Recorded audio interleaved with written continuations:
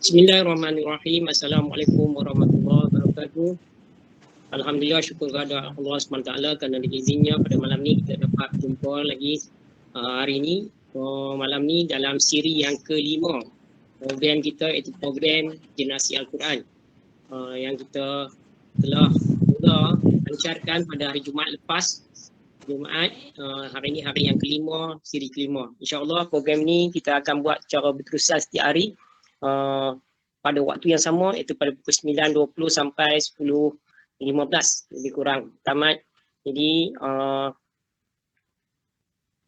insyaAllah akan diadakan setiap hari. Kita akan bersama dengan Ustaz jemputan kita untuk kita membaca ayat-ayat suci Al-Quran daripada muka surat pertama sampailah kita punya cita-cita, insyaAllah kalau berjaya sampai khatam Al-Quran. Jadi kita akan baca hari ini. Kita dah sampai ke siri yang kelima, iaitu kita akan membaca Al-Quran nanti pada muka surat yang ke-11 dan 12, iaitu surah Al-Baqarah, iaitu ayat 70 sampai 83. Jadi pada tuan-tuan dan puan-puan, bolehlah menyediakan Al-Quran untuk kita baca nanti. Pada muka surat, boleh buka muka surat 11 sampai 12. Iaitu di samping itu juga kita akan juga present ayat suci surah Al-Baqarah ni dalam komputer ni. Tuan-tuan akan boleh lihat dekat skrin nanti, laptop ataupun dalam komputer, dalam telefon tuan-tuan dan puan-puan. Kita akan tayangkan, tuan-tuan boleh lihat di situ, insyaAllah ada. Jadi bagi memulakan majlis kita, marilah sama-sama kita buka dengan baca Ummul Kitab Al-Fatihah. A'udzubillahi minasyaitonirrajim. Bismillahirrahmanirrahim. Alhamdulillahi Rabbil Alamin. Ar-Rahmanir-Rahim. Maliki Yaumiddin. Iyyaka na'budu wa iyyaka nasta'in. Ihdinas siratal mustaqim. Siratal ladzina an'amta 'alaihim ghairil maghdubi 'alaihim waladdallin. Amin. Tuan-tuan dan puan-puan sekalian, malam ni Ustaz jemputan kita suka saya perkenalkan, iaitu Ustaz Dr. Muhammad Zaki bin Abdul Halim. Dr. Zaki sebelum ni di daerah Sepang Selatan ni sangat familiar untuk kita lah. Kita kenal sangat di daerah Sepang Selatan kerana adalah imam utama Masjid daerah Sepang Selatan. Dan kemudian sekarang ni bertugas di Pejabat Mufti Kerajaan Negeri Pulau Pinang. Jadi kita rasa sangat berbahagia, sangat gembira dengan kesediaan Ustaz untuk bersama-sama kita pada malam ini. Saya ucapkan ribuan terima kasih kerana kesediaan Ustaz menerima undangan saya untuk menemani ataupun menjadi memimpin ahli jemaah dalam kumpulan ini untuk sama-sama membaca Al-Quran. Dan sesungguhnya mendengar, kita akan dapat sama-sama mendengar tazkirah ringkas ataupun kita panggil sebagai kulken, lebih kurang 10 minit lah. Kalau lajak pun kita tak ada masalah, ni dah malam, tak ada masalah, insyaAllah.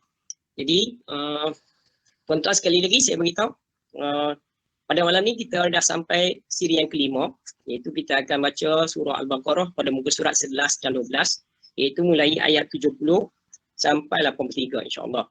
Jadi bila saya serahkan kepada Ustaz nanti, Ustaz akan memulakan majlis dia dan kemudian kita akan membaca Al-Quran.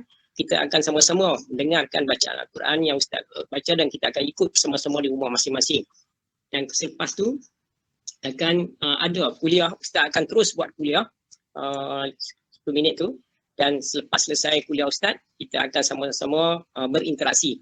Kita boleh berinteraksi dalam grup ni sesama kita, ataupun nak tanya soalan kepada Ustaz dan sebagainya, tuan-tuan boleh kemukakan, insyaAllah.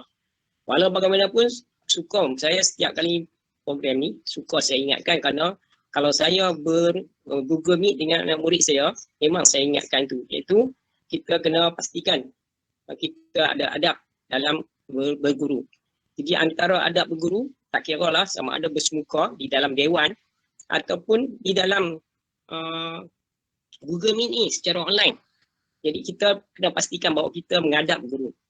Kita menghadap guru Di mana dalam kes kita, dalam hal kita kena buka kita punya kamera. Saya harap sangat tuan-tuan hidupkan kamera tuan-tuan supaya wajah pun tuan-tuan dapat dilihat, supaya macam wajah saya, wajah Cikgu Safiah saya nampak kat sini, wajah Datin Aminah Kasim pun ada saya nampak, dan banyak ada beberapa orang lagi, ramai juga dah mula buka. Jadi harap tuan-tuan buka kamera supaya Ustaz dapat melihat tuan-tuan dan puan-puan. Kita dapat lihat Ustaz dapat lihat kita, maksud dia kehadiran kita dirasai. Jadi semangatlah untuk orang bercakap pun kalau tengok orang ada. Kalau kita tak nampak apa huruf dia, nampak nama saya, semangat kurang sikit. Tak rasa kehadiran. Okey. Jadi yang pertama, yang kedua, kalau di dalam dewan pun kita akan pesan kepada anak murid kita, kalau kita jumpa pelajar-pelajar ataupun di dalam mana-mana majlis, kita kena pastikan bahawa kita kena bagi tumpuan, fokus terhadap apa yang disampaikan. Iaitu kita kena dengar apa yang ceramah kita sampaikan. Apa tu guru kita sampaikan, kita kena dengar. Jadi cara mendengar dia dalam kes telefon kita ataupun dalam kes Google Meet ni, tuan-tuan kena hidupkan dia punya volume dia ataupun pembesaran suara dia. Speaker dia kita kena hidupkan supaya kita dapat dengar di rumah kita. Yang ketiga dia, kita kena pastikan kita tak mengganggu majlis.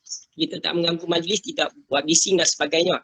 Jadi dalam kes telefon ataupun Google Meet kita ni, tuan-tuan kena off kan tuan-tuan punya mikrofon. Tuan-tuan kena off kan mikrofon, matikan mikrofon tu, senyapkan dia, mute-kan dia supaya kita akan dengar suara Ustaz saja.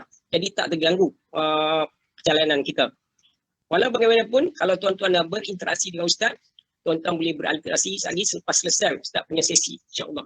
Jadi, tanpa membuang masa, saya dengan hormatnya mempersilakan Ustaz Dr. Muhammad Zaki Abdul Halim untuk memulakan program ini. InsyaAllah, silakan Ustaz. Bismillahirrahmanirrahim. Assalamualaikum warahmatullahi taala wabarakatuh. Alhamdulillah nahmaduhu wa nasta'di wa nastaghfiruh wa na'udzu billahi min syururi anfusina wa min sayyiati a'malina. May yahdihillahu fala mudilla lahu wa man yudlil fala hadiyalah. Asyhadu an la ilaha illallah wahdahu la syarikalah wa asyhadu anna Muhammadan abduhu wa rasuluh. Allahumma salli wa sallim ala sayyidina Muhammad wa ala alihi wa sahbihi ajma'in. Amma ba'd. Terima kasih kepada yang bahagia Cikgu Abdul Rahim dan kepada semua yang berada dalam pertemuan kita pada malam ni. Gambar saya nampak tak no? Kalau nampak Alhamdulillah. Sebab saya tak upah nak nampak semua sebab mungkin line saya tak upah nak clear. Kadang-kadang ada, kadang-kadang tak ada. Tak apalah, walau macam mana pun insyaAllah kita teruskan. Sebagaimana disebutkan oleh Cikgu Rahim tadi, kita akan sambung pada ayat yang ke-70 hingga ke-83, muka surat 11. A'udzu billahi minasy syaithanir rajim. Bismillahirrahmanirrahim. قالوا ادع لنا ربك يبين لنا ما هي إن البقرة تشابه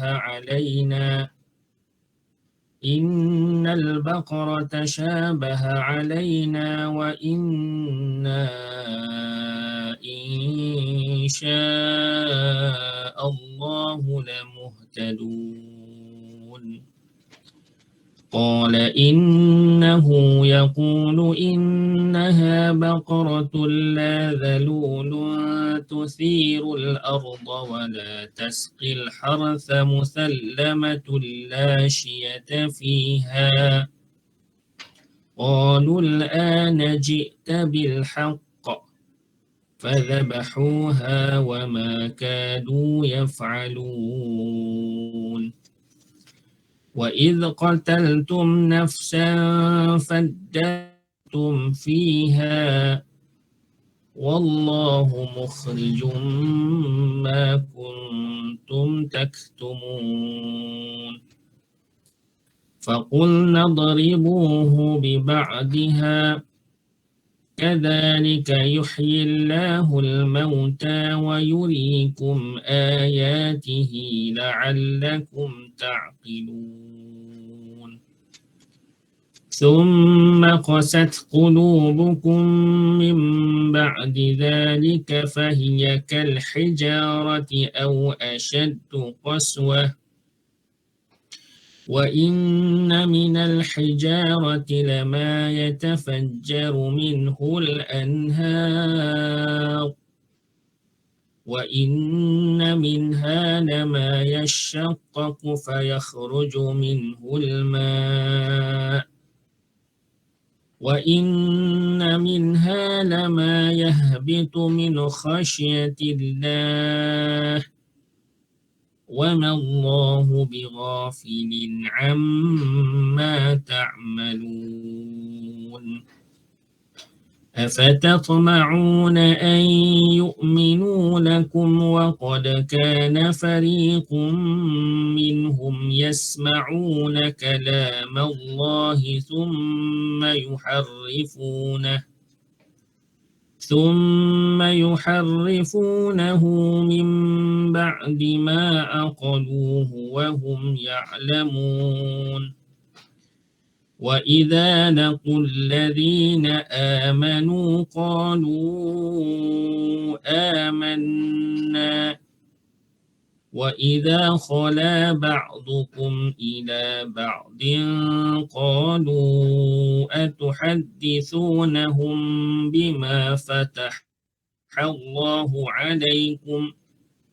بما فتح الله عليكم ليحاجوكم به عند ربكم أفلا تعقلون أولا يعلمون أن الله يعلم ما يسرون وما يعلنون ومنهم أميون لا يعلمون الكتاب إلا أماني وإن هم إلا يظنون فويل للذين يكتبون الكتاب بأيديهم ثم يقولون هذا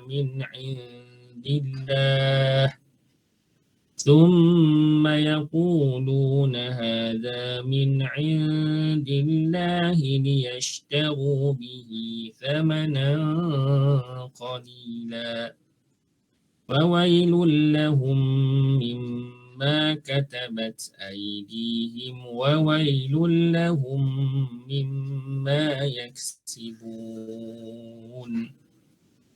وقالوا لن تمسنا النار إلا أياما معدودة قل أتخذتم عند الله عهدا فلن يخلف الله عهده أم تقولون على الله ما لا تعلمون بلى من كسب سيئة وأحاطت به خطيئته فأولئك أصحاب النار هم فيها خالدون والذين آمنوا وعملوا الصالحات أولئك أصحاب الجنة هم فيها خالدون وإذ أخذنا ميثاق بني إسرائيل لا تعبدون إلا الله وبالوالدين إحسانا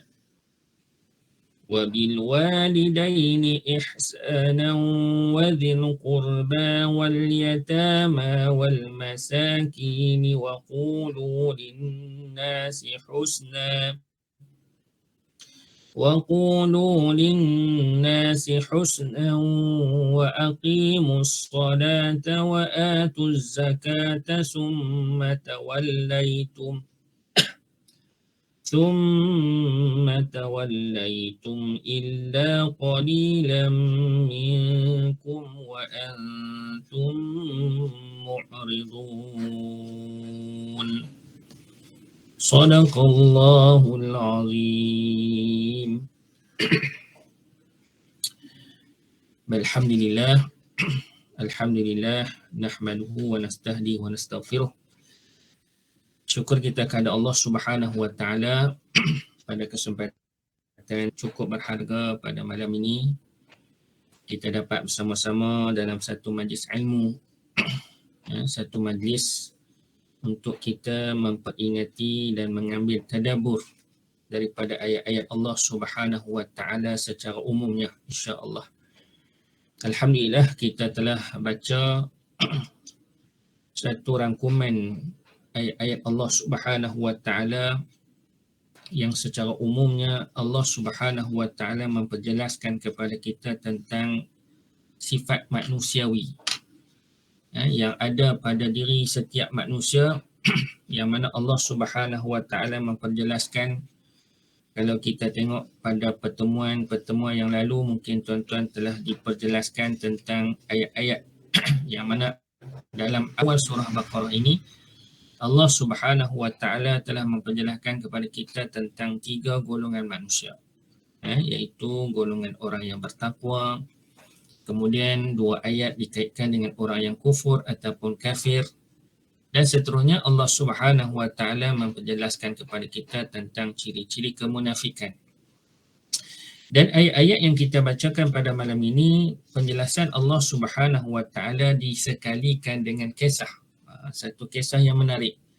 Satu kisah yang nyata. Bukan satu kisah dongeng, tapi satu kisah yang pernah berlaku pada zaman Nabi Musa AS, yang mana Allah Subhanahu wa taala telah merakamkan satu peristiwa yang berlaku kepada golongan Bani Israel pimpinan Nabi Musa AS, yang mana kisah ini menjadi tunggak kepada tajuk surah ini, iaitu surah Al-Baqarah. Maka surah Al-Baqarah itu bertunjangkan kepada kisah yang berlaku kepada Nabi Musa AS bersama dengan kaumnya, iaitu golongan Bani Israel. Ada satu peristiwa yang mana mereka telah diuji oleh Allah Subhanahu wa taala dengan satu ujian yang berlaku di perkampungan mereka ketika mana ada satu berita kematian. Ada seorang mati dalam kampung mereka dan orang itu mereka tak kenal siapa pun. Siapa pun di kalangan kampung tu tak kenal si fulan yang meninggal dunia tu siapa dia. Kerana dia mati di kampung tu. Dan mereka cuba mencari siapakah ahli keluarganya tapi tak jumpa. Dan mereka juga cuba menyiasat siapa pembunuhnya, tak jumpa. Akhirnya mereka bertemu dengan Nabi Musa AS. Mereka tanya kepada Nabi Musa AS supaya Nabi Musa AS boleh bertanya langsung kepada Allah Subhanahu wa taala. Kan, sebagaimana kita tahu Nabi Musa AS adalah seorang nabi yang diberikan kelebihan oleh Allah Subhanahu wa taala untuk dapat bercerita ataupun berkalam langsung, bercakap langsung dengan Allah taala. Maknanya apa saja yang Nabi Musa cakapkan kepada Allah, Allah taala akan balas balik terus kepada Nabi Musa jawapannya. Dan mereka pergi kepada Nabi Musa supaya Nabi Musa memberi petunjuk kepada mereka. Tapi apa yang berlaku kepada mereka ini adalah satu petunjuk Allah taala. Dan kisah Nabi Musa AS ni adalah satu kisah yang Allah Subhanahu wa taala nak menggambarkan tentang ciri-ciri kemanusiaan, ciri kita ni. Bila mana kita menerima wahyu daripada Allah Subhanahu wa taala, bagaimana keadaan kita menerima petunjuk Allah Subhanahu wa taala. Kebanyakan daripada kita, ni ringkas kisahnya. Kebanyakan daripada kita ini panggil kita lebih kurang golongan Bani Israel ni. Bila kita menerima satu petunjuk daripada Allah, panduan daripada Allah Subhanahu wa taala, kebanyakan kita suka mempertikaikan sesuatu kenyataan Allah Subhanahu wa taala, termasuklah takdir-takdir Allah Subhanahu wa taala yang Allah taala berikan. Sebab tu tuan-tuan, kalau kita cuba fahami maksud ayat-ayat Allah Ta'ala ni ada dua, kata para ulama. Satu, maksud tanda-tanda ataupun ayat-ayat Allah ni ialah ayat yang tersurat pada Al-Quran. Itu ayat-ayat Quran yang kita baca lah. Petunjuk Allah Subhanahu Wa Ta'ala, ayat-ayat tanda-tanda Allah Subhanahu Wa Ta'ala. Yang kedua, kata para ulama tafsir, ialah tanda-tanda ataupun ayat-ayat Allah Subhanahu Wa Ta'ala itu ialah terpampang pada setiap yang berlaku pada alam ini. Termasuklah takdir Allah Subhanahu Wa Ta'ala yang berlaku. Takdir ini kesan daripada apa yang berlaku kepada kita, maka kita dapat pengajaran daripada peristiwa itu. Maka itu adalah salah satu daripada petunjuk Allah Subhanahu Wa Ta'ala. Dan petunjuk itu kalau kita tak jelas dan tak berapa faham, maka kita refer kepada ayat yang tersurat dalam Quran. Maka insya-Allah kita akan dapat jawapan daripada Allah Subhanahu Wa Ta'ala. Sebab itu apa yang berlaku dalam kehidupan kita tidak terlepas daripada panduan Allah Subhanahu Wa Ta'ala. Kalau kita nak kaitkan dengan peristiwa ujian Allah Subhanahu Wa Ta'ala kepada kita, ujian COVID ni contohnya, dan berbagai bentuk ujian yang Allah Subhanahu Wa Ta'ala kenakan kepada kita ni, sebenarnya adalah salah satu bentuk Allah Subhanahu Wa Ta'ala mendidik manusia untuk memahami panduan daripada Allah Subhanahu Wa Ta'ala, seterusnya beramal untuk kembali kepada Allah Subhanahu Wa Ta'ala dan bertaubat serta menjalankan apa yang telah Allah Ta'ala perintahkan dalam kehidupan kita. Sebab itu tuan-tuan, sedang jemaah yang dirahmati Allah sekalian, kalau kita lihat tentang Allah Subhanahu Wa Ta'ala menguji kita, kalau tuan-tuan ada Quran, masing-masing kita boleh refer dalam Quran kita, yang mana Allah Subhanahu Wa Ta'ala sebut dalam juzuk yang kedua, muka surat 24. Allah Subhanahu Wa Ta'ala memperjelaskan kepada kita bahawasanya hidup kita ini adalah suatu bentuk yang Allah Ta'ala akan uji. Kehidupan kita ni adalah ujian. Sebagaimana disebut dalam surah Al-Mulk, Alladhi khalaqal mauta wal hayah liyabluwakum ayyukum ahsanu amala. Allah Subhanahu Wa Ta'ala menghidupkan kita ni tujuannya adalah untuk menguji kita. Kehidupan kita ni adalah ujian. Apa yang berlaku dalam kehidupan kita ni adalah ujian.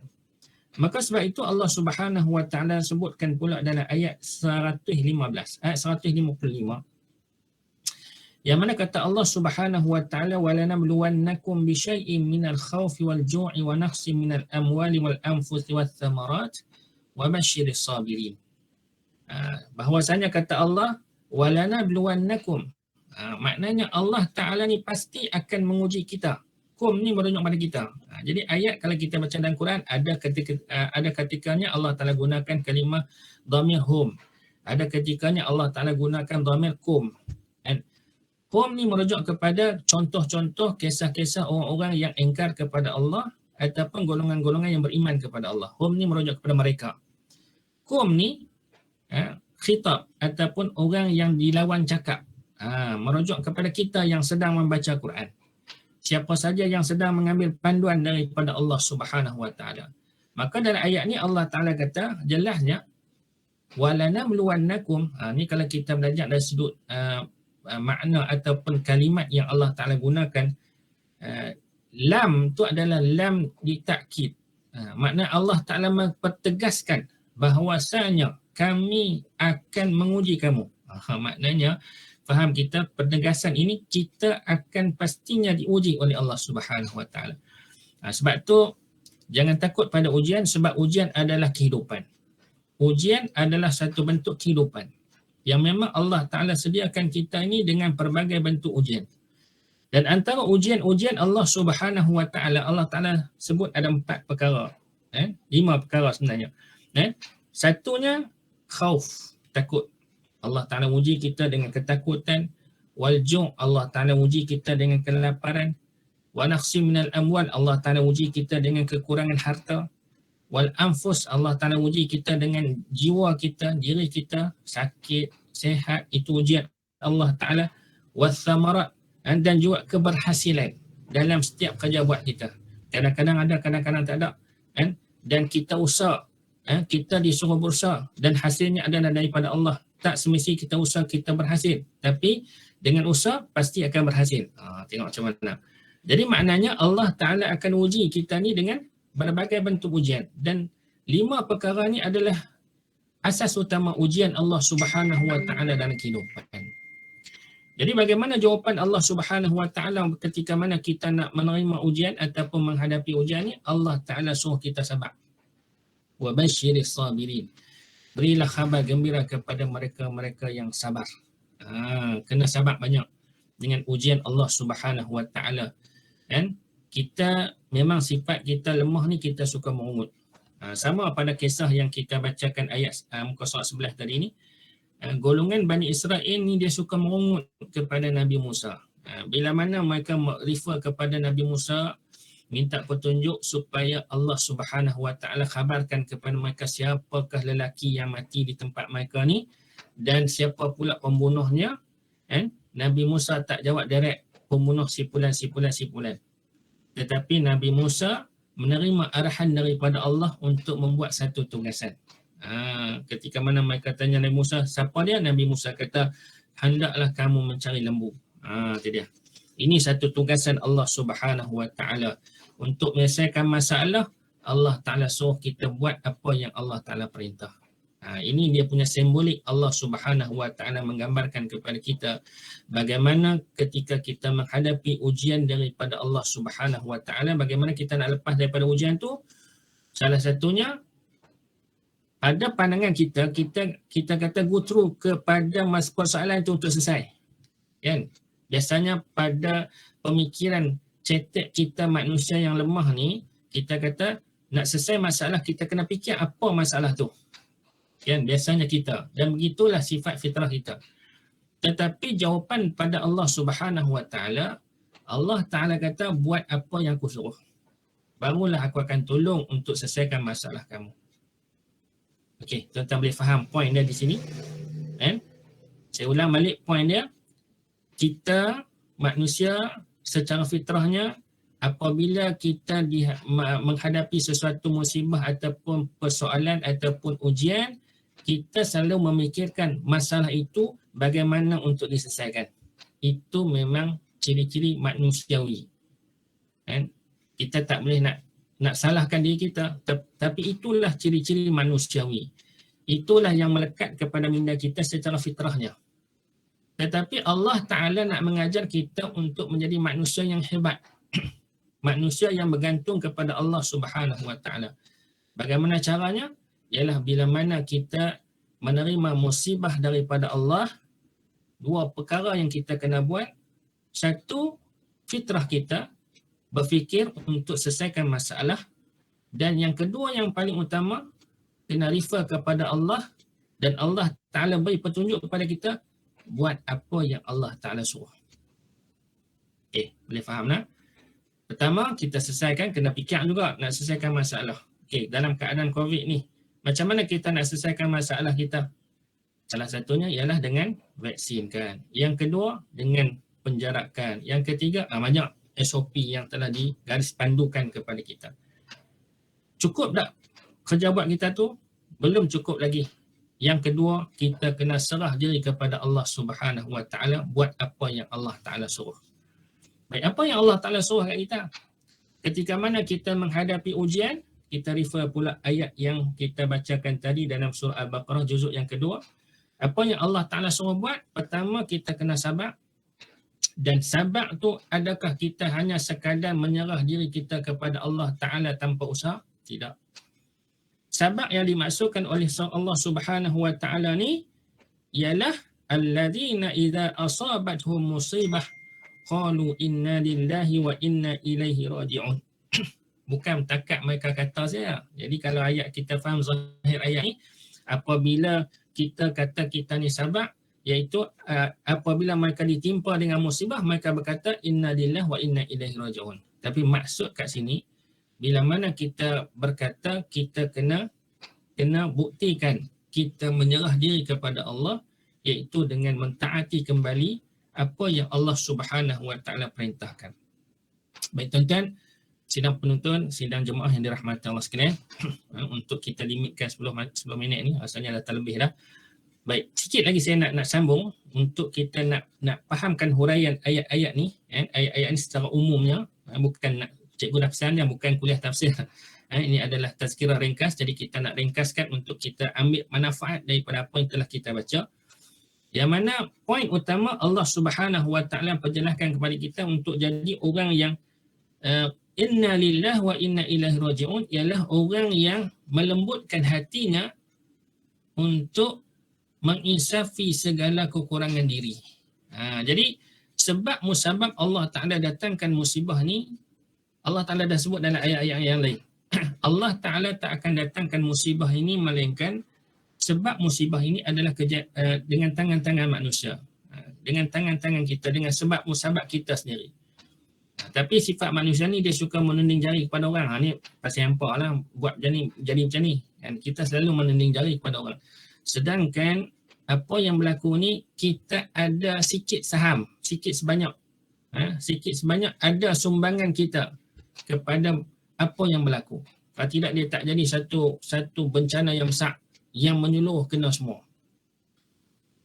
Setiap kita ada peranan yang perlu kita lakukan, dan setiap kita ada bentuk kesalahan yang mungkin kita tak lakukan apa yang Allah Ta'ala perintah. Baik, apa benda tuan-tuan? Lama juga saya duk merenung tentang apa yang dimaksudkan tadi ni, sebab bila kita duk baca mencari jalan penyelesaian yang nak kembali kepada Allah, untuk kita nak usaha buat, kena buatlah. Ada yang mampu kita buat, ada yang tak mampu kita berserah kepada orang yang pakar untuk buat. Tapi setiap kita ada peranan untuk menghilangkan ataupun mendatangkan rahmat Allah Subhanahu Wa Taala kepada kita. Dalam ayat yang kita baca sepenuhnya tadi, ringkasnya, Allah Ta'ala akan datangkan rahmat Allah. Allah Ta'ala akan datangkan pertolongan Allah. Allah Ta'ala akan selesaikan masalah ini. Kalau setiap kita berperanan dan memberi sumbangan untuk terangkatnya musibah atau bencana daripada Allah Subhanahu Wa Ta'ala ni. Bagaimana tuan-tuan? Pertama sekali kita kena lihat dalam sudut kesalahan kita yang kita kena sentiasa bertaubat kepada Allah. Pertama sekali tentang kita yang Allah Ta'ala telah taklifkan sebagai manusia khalifah di atas muka bumi. Tugas kita ada tak kita laksanakan selama ni? Ni tugas yang berat ni. Tugas khalifah di atas muka bumi, dan Allah Ta'ala letakkan peranan kita ni, suruh kita memakmurkan bumi ni untuk mentauhidkan Allah. Bukan saja pada diri kita, tetapi mengajak manusia lain kepada mentauhidkan Allah dan juga kembali kepada melaksanakan syariat Allah Subhanahu Wa Taala dalam kehidupan. Baik, kesalahan kita yang pertama, yang besar lah, yang ni sering guru kami pesan. Bila kita mempersoalkan, kadang-kadang ialah kita orang awam ni, kita tengok pasal apa jadi masalah banyak-banyak macam ni. Bila saya tanya guru, masalahnya berpunca pada setiap kita, diri kita sendiri, yang menyebabkan Allah Ta'ala datangkan musibah. Apa dia? Pertama, sebab kita tidak prihatin dengan manusia yang lain untuk memberi teguran. Sedangkan Allah Ta'ala sebut dalam surah Al-Asr, wal asr innal insana lafi khusr illa alladhina amanu wa amilus solihat wa tawasaw bil haqq wa tawasaw bis sabr. Wa tawasaw bil haqq wa tawasaw bis sabr. Berpesan-pesan kepada kebenaran dan berpesan-pesan dengan kesabaran. Maknanya tanggungjawab kita ni ialah sentiasa prihatin. Pertama sekali dalam isu agama.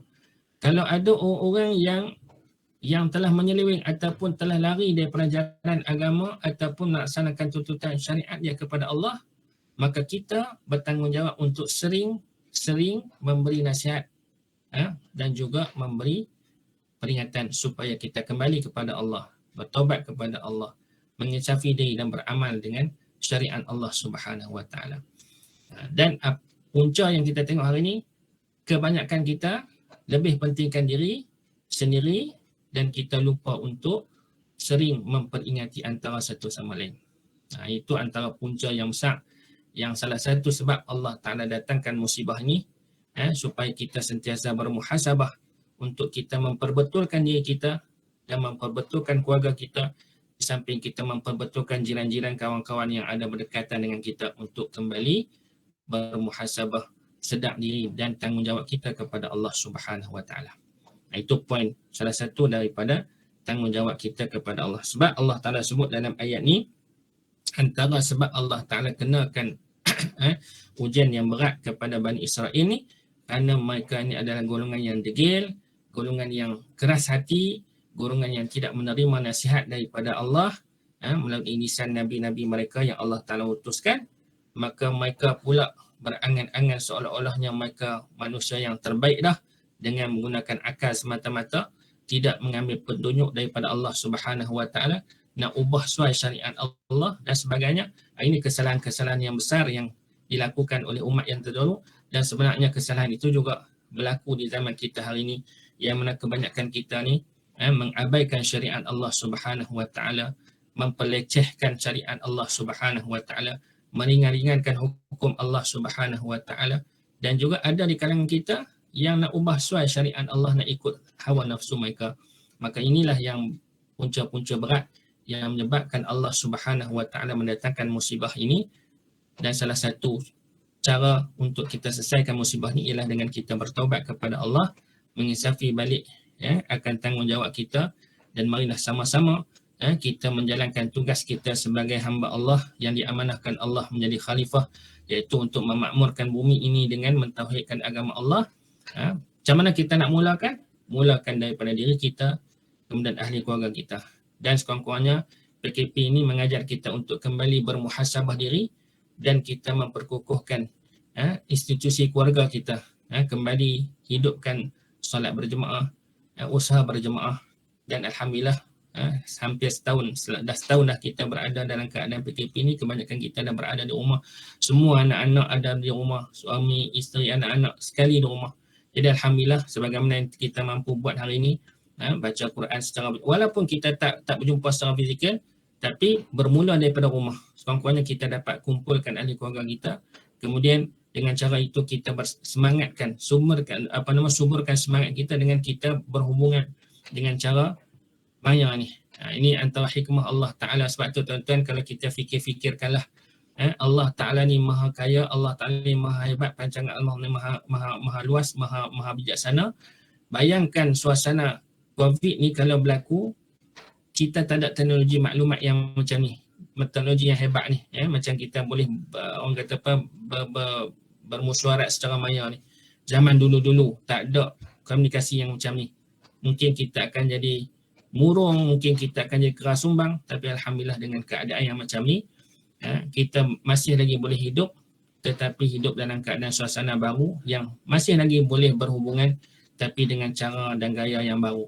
Kurang-kurangnya ini memberi satu tarbiyah kepada kita supaya kita mengisafi dan bersyukur atas nikmat-nikmat Allah Subhanahu Wa Ta'ala yang Allah Ta'ala berikan kepada kita.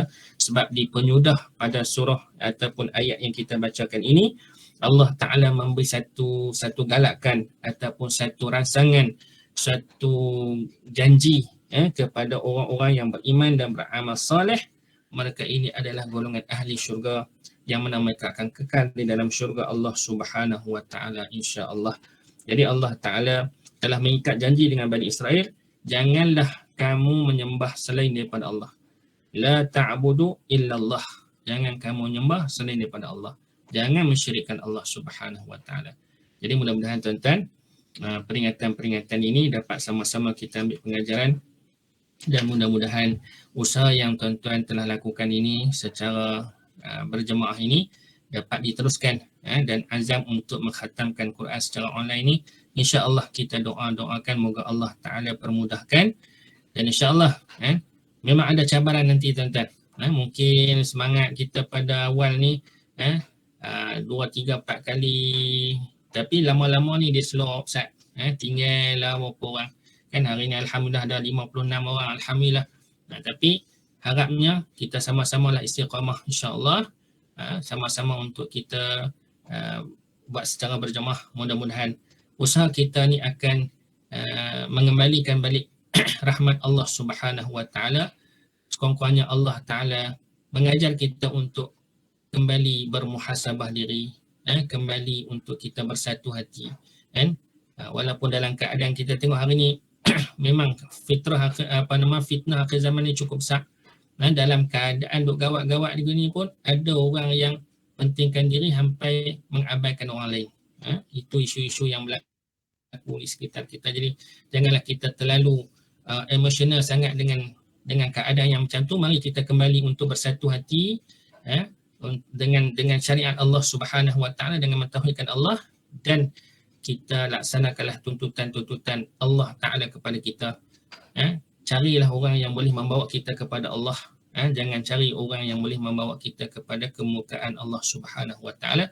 Mudah-mudahan orang yang akan bawa kita kepada Allah Ta'ala ni akan membawa kita kepada keredaan Allah juga di akhirat nanti, insyaAllah. Jadi sekadar itu dulu. Terima kasih kepada pihak Urstia, iaitu khususnya Cik Abdul Rahim, kerana menjemput saya untuk sama-sama memberi sedikit sumbangan dan juga bersama dengan tuan-tuan dalam majlis ilmu dan juga majlis membaca Quran, insyaAllah. Wallahu a'lam. Aku qali hadza wa astaghfirullah wa billahi taufiq wal hidayah. Wassalamualaikum warahmatullahi taala wabarakatuh.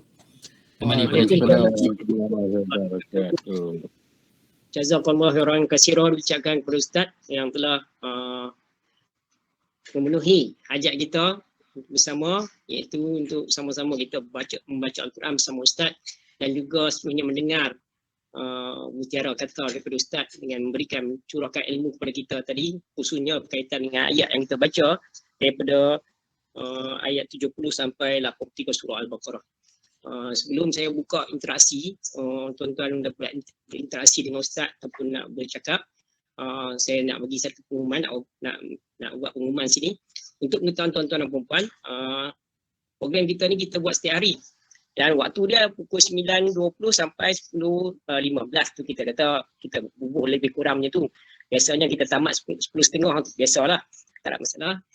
Jadi tuan-tuan, kita gunakan link yang sama, tiap-tiap hari tak tukar.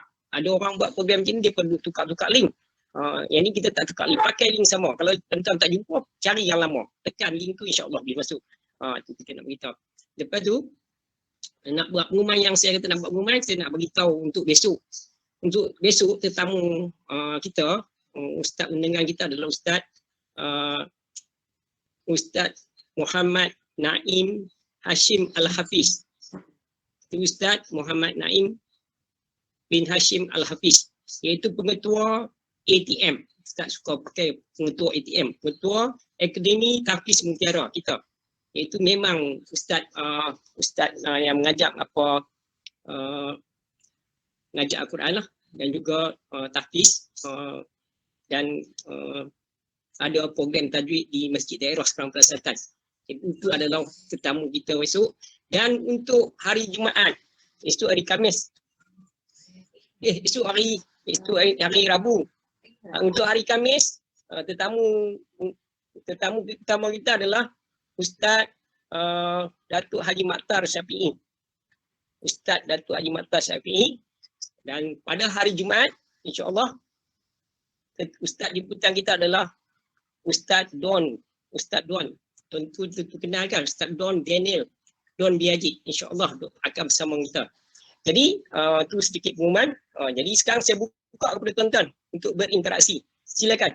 Kalau nak tanya berkaitan pas pejabat muti ke, adakah pejabat muti yang buat SOP untuk apa kita di masjid ni ke, ataupun macam mana, tuan-tuan boleh tanya. InsyaAllah Ustaz boleh jawab. Adakah majlis agama Islam ataupun pejabat muti yang menyediakan SOP dan sebagainya. Ustaz, itu soalan saya. Saya serah kat Ustaz dulu. Okey, baik, terima kasih. SOP ni, okey, senangnya macam ni. Untuk tuan-tuan faham, kita di Malaysia ni ada 3 agensi agama yang berlainan dia punya peranan. Pertama, Majlis Agama. Yang kedua, Jabatan Agama. Dan yang ketiga, Jabatan Mufti. Okey, untuk kita faham, Majlis Agama adalah satu badan yang bertanggungjawab untuk orang kata apa, mentadbir urusan masjid dan surau, tanah-tanah wakaf, dan juga yang berkaitan dengan elemen agama. Maknanya dia ada peranan yang besarlah sebagai pengubal kepada elemen, dan bidang kuasanya daripada peruntukan yang di-Pertuan Agong kalau Pulau Pinang ni. Kemudian Jabatan Agama adalah badan pelaksana daripada apa saja keputusan yang telah diputuskan di peringkat majlis agama. Majlis agama ni dia ada yang di-Pertua Agama, kan? Yang di-Pertua Majlis Agama Islam. Kalau di Pulau Pinang ni TKM lah, IR Datuk Zakiuddin. Itu yang di-Pertua Majlis Agama Islam Pulau Pinang. Dan ada beberapa komiti ataupun dia punya ahli jawatankuasa majlis yang akan memutuskan apa-apa saja isu yang berkaitan pelaksanaan di Jabatan di Pulau Pinang khususnya. Dan Jabatan Agama adalah badan pelaksana. Manakala Jabatan Mufti adalah pemberi nasihat hukum kepada kedua badan ini untuk nak buat apa-apa yang berkaitan dengan pelaksanaan agama, SOP ke apakah. Jadi SOP itu dia diputuskan di Majlis Agama, kemudian dilaksanakan oleh Jabatan Agama, manakala Jabatan Mufti adalah badan penasihat dari segi hukum hakam. Jadi biasanya sesuatu garis panduan tu akan disediakan oleh Jabatan Mufti dari sudut hukum hakam, dan yang ni pun akan dibincangkan terlebih dahulu di peringkat MKI, Majlis yang dianggotai oleh mufti-mufti seluruh Malaysia, yang diorganiskan oleh JAKIM, Bahagian Pendidikan JAKIM. Jadi mereka akan bincangkan dulu isu-isu negara, kemudian akan dibawa kepada negeri mengikut kesesuaian negeri, dan juga apa-apa isu yang berkaitan dengan kenegerian itu sendiri. Dan Jabatan Mufti memberi nasihat dari sudut hukum. Kemudian dari sudut pelaksanaan itu adalah di bawah bidang kuasa Majlis Agama, kemudian diperturunkan untuk pelaksanaannya kepada Jabatan Agama Islam Pulau Pinang. Jadi yang yang diuar-uarkan SOP apa semua tu adalah di bawah bidang kuasa Majlis Agama dan Jabatan Agama Islam Pulau Pinang. Jadi pihak Jabatan Mufti kita memberi nasihat saja. Jadi kita tak ada orang kata apa autoriti untuk nak menetapkan kena buat begini, kena buat begitu. Tak, itu di bawah Majlis Agama dan badan pelaksanaannya ialah Jabatan Agama Islam Pulau Pinang. Dan Jabatan Agama Islam Pulau Pinang pun dia akan nak buat pun dia kena dapat kelulusan daripada Majlis Agama Islam Pulau Pinang dulu. Dan dalam Majlis Agama tu adalah Datuk Mufti dan adalah beberapa orang ahli majlis yang dilantik dan diperkenankan oleh Yang di-Pertuan Agong. Mereka yang akan menentukan dan juga meletakkan apa-apa isu yang berkaitan dengan agama di bawah bidang kuasa enactment yang telah ditetapkan kepada kita. Itu dia. Jadi kadang-kadang kita ni tak faham, banyak masyarakat kita ni selalu duk mempersalahkan Jabatan Mufti ataupun mempersalahkan sekian. Dekat mereka tak tahu prosedur macam mana sesuatu SOP ataupun satu ketetapan itu dikeluarkan. Jadi kebanyakan kalau Jabatan Mufti pun dia ada dua, satu fatwa dan satu lagi isyad fatwa. Dan ada juga fatwa yang diwartakan dan ada juga warta yang tidak diwartakan. Maksudnya kalau tak warta tu tak jadi undang-undang. Dia hanya sekadar menjadi isyad hukum ataupun petunjuk hukum. Jadi banyak yang kita keluarkan adalah menjadi petunjuk hukum. Yang diwartakan yang menjadi undang-undang tu itu apabila dia melibatkan masalah ammah barulah dia jadi undang-undang.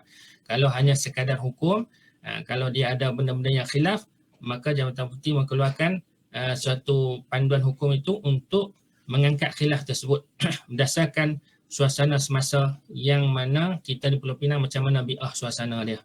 Sesuai bagaimana keadaan orang kata apa pengamalan agama orang Pulau Pinang, tetapi mestilah berlandaskan kepada mazhab Syafi'iyah terlebih dahulu. Kalau tak ada dalam mazhab Syafi'i, barulah kita rujuk kepada mazhab-mazhab yang lain untuk melihat kepada maslahah. Itu antara bidang orang kata apa cara macam mana kita nak mengeluarkan satu panduan hukum kepada masyarakat untuk diamalkan. Wallahu a'lam. Itu untuk jawapan kepada persoalan cikgu tadi ni, insya-Allah. Tuan-tuan yang lain ada apa tuan-tuan nak tanya? Nampak Haji Bukri macam ada berminat. Silakan Haji Bukri. Assalamualaikum warahmatullahi wabarakatuh. Yang berbahagia Ustaz.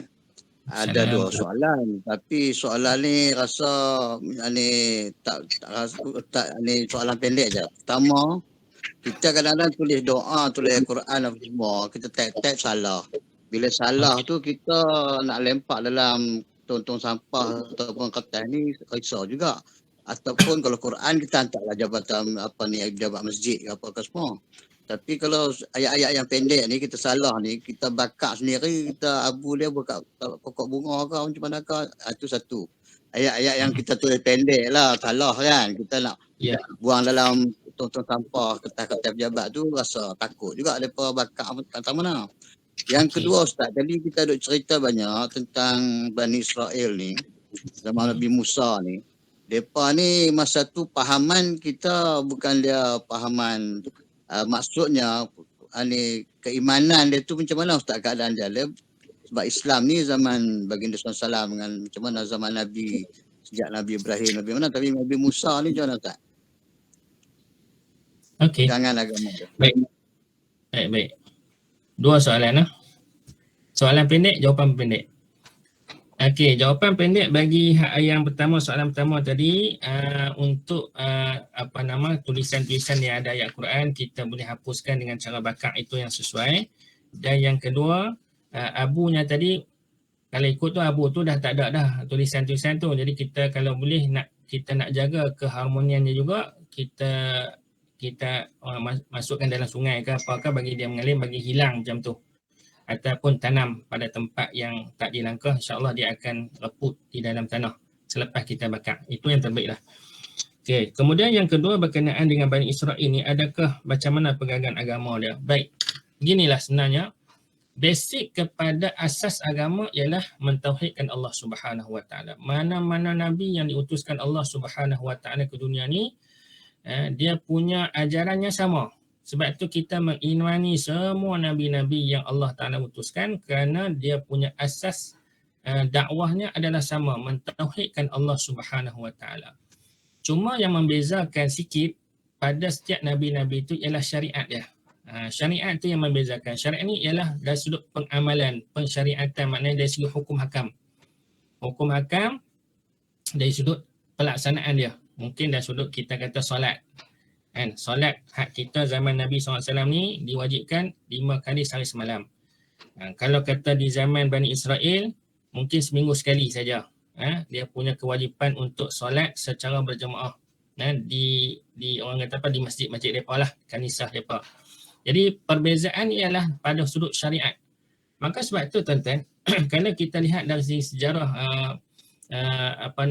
pensyariatan ni, sebab itu dalam syariat kita pun, syariat Nabi Muhammad SAW, ulama mengharuskan untuk perbezaan pandangan itu kerana setiap hukum tu ada kesesuaian pada tempat-tempat yang tertentu. Sebab tu kalau kata kita mengaji lebih lanjut lah, nak kena mengaji lama ni baru kita nampak Islam tu indah. Tapi kalau kita takat mengaji pada lepas tu Imam Ghazali kata kalau nak mengaji tulu zaman, panjang masa, baru kita nampak dia punya hebatnya Islam tu. Macam saya juga bila dah masuk Jabatan Mufti, bila bergelumang dengan hukum hakam, barulah nampak dia punya indahnya syariat Allah Subhanahu Wa Taala ni. Kalau mungkin kita hanya mengaji dengan sarang 2 guru, kemudian kita dah rasa hebat dah, itu sebenarnya belum lagi. Dia kena banyak lagi yang kita perlu ketahui. Hikmah. Lepas tu dia kata maqasid syar'iyah. Maqasid syar'iyah ni maksudnya hikmah-hikmah pada pensyariatan. Lepas tu kalau orang tanya kenapa Jabatan Mufti di setiap negeri ni berbeza. Berbeza dari segi SOP pun beza. Ni masjid di belah Pahang dia buka dah. Ni Pulau Pinang dia tak ramai. Dia kena tengok masalah. Sebab tu hukum kita ni walaupun dia ada asas hukum yang perlu kita patuhi dan ada masalah yang perlu kita ikut. Sebab tu hukum ni dia berubah pada masalahnya, tetapi asasnya tetap berpegang pada Al-Quran dan Sunnah. Tapi pelaksanaan itu dia ada sikit kelonggaran pada bahagian ni dan ada sikit kelonggaran pada bahagian tu. Itulah kita kata rahmatnya syariat Allah Subhanahu Wa Taala. Maka sebab tu kalau kita tanya, orang bertanya, syariat zaman Nabi Musa macam mana dengan kita? Yang tu yang berbeza. Pada segi sudut tauhid dia tak berbeza. Mentauhidkan Allah itu semua sama. Daripada zaman Nabi Adam sampai zaman Nabi Muhammad sampai akhir kiamat adalah mentauhidkan Allah tu sama. Allah tu Esa, tidak ada Tuhan yang lain melainkan Allah Subhanahu Wa Taala. Sama. Yang beza tu ialah dari sudut pelaksanaan syariat dia. Sesuai dengan zaman dia. Mungkin zaman Nabi Musa tak sehebat zaman Nabi kita, Nabi Muhammad SAW yang banyak kemudahan. Sebab tu kita kata kesesuaian solat 5 waktu dengan zaman Nabi Musa tu berbeza kerana mungkin kemudahan zaman kita dengan zaman dia berbeza. Kita tengok balik sejarah macam mana zaman dia pun hidup dengan banyak kekurangan, tak macam mana teknologi zaman kita, kemudahan-kemudahan yang banyak yang Allah Ta'ala sediakan, dan pula dia pun nak buat satu pun makan masa yang panjang, sebab tu Allah Ta'ala panjangkan usia mereka berbanding dengan zaman kita. Allah Ta'ala bagi pendek usia kita, tetapi segala nikmat yang orang dulu dapat, kita dapat. Jadi itu hikmah daripada Allah Subhanahu Wa Ta'ala. Sebab tu nak faham indahnya Islam ni, kita kena tunggu zaman panjang masa kita menuntut ilmu ni. Dan jangan terlalu cepat kita membuat andaian ataupun menghukum. Sebab tu kita belajar ni biar kita buka minda kita untuk menerima dan menilai yang baik dan buruk berlandaskan kepada ketentuan yang Allah Ta'ala dah berikan kepada kita dan macam mana Nabi SAW mengajar kita. Itu yang terbaik. So maknanya jawapan yang saya ulang balik, jawapan perbezaan zaman Nabi Musa dengan zaman kita ialah dari sudut syariat, tetapi kesamaan bawakan dakwah mereka ialah mentauhidkan Allah Subhanahu Wa Ta'ala. Sebab tu dalam Quran Allah Ta'ala sebut la ta'budu illallah, janganlah kamu semua melainkan Allah. Itu adalah konsep yang sama. Sebab tu bab tauhid ni dia tak ada khilaf dah. Bab tauhid memang tak ada khilaf. Cuma metodologi saja. Salah dan kalah itu metodologi. Cara untuk menyampaikan ataupun cara memahami itu saja yang berbeza. Bagaimana mentauhidkan Allah, nak orang kata apa, kaedah nak mentauhidkan Allah itu metodologi. Manakala dalam hukum fiqh perbezaan ialah dalam sudut pengamalan. Ada yang dalam mazhab ni dia agak ringan, dalam mazhab ni dia agak detail dan teliti. Itu sikit perbezaan. Dan ketelitian itu lebih membawa kepada ketakwaan kepada Allah Subhanahu Wa Ta'ala. Baik, boleh ikut no? Wallahu a'lam. Jazakallah khairan katsira Ustaz. Ada lagi tuan-tuan nak berinteraksi?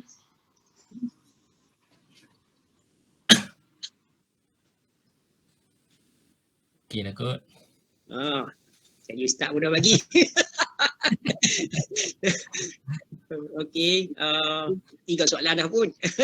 Masa pun dah pukul 10.30 lebih dah.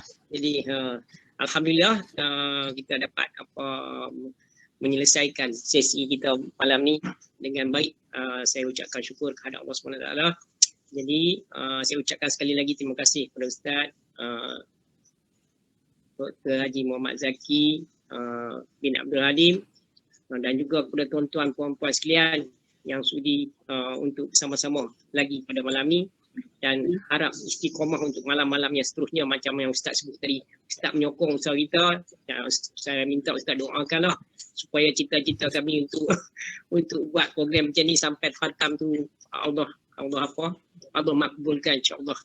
Jadi kalau tak ada apa-apa, kita tutup majlis dengan baca tasbih kifarah dan suratul As. Subhanakallahumma wa bihamdika asyhadu an la ilaha illa anta astaghfiruka wa atubu ilaik. Bismillahirrahmanirrahim. Wal 'asr innal insana lafi khusr illa alladzina amanu wa 'amilus sholihat wa tawassaw bil haqq wa tawassaw bis sabr. Shadaqallahul azim. Assalamualaikum warahmatullahi wabarakatuh. Waalaikumsalam warahmatullahi wabarakatuh.